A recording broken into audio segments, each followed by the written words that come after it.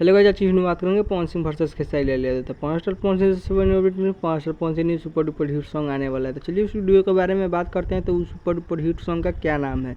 तो अगर मेरे चैनल को सब्सक्राइब कर ले, बेल आइकन दबा दे। तो चलिए उस सुपर डुपर हिट सॉन्ग का पोस्टर रिलीज हो गया है पवन स्टार पवन सिंह का।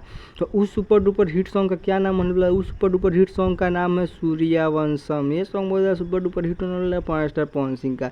तो चलिए बात करते हैं खेसारी लाल यादव के बारे में। तो खेसारी लाल यादव खेसारी लाल यादव का सुपर डुपर हिट सॉन्ग आने वाला है। तो उस सुपर डुपर हिट सॉन्ग का क्या नाम है, तो इसमें पूरी जानकारी देंगे। तो अगर मेरे चैनल को पे नए हैं तो मेरे चैनल को लाइक और सब्सक्राइब और शेयर जरूर करें। तो चलिए उस सुपर डुपर हिट सॉन्ग के बारे में बात करते हैं।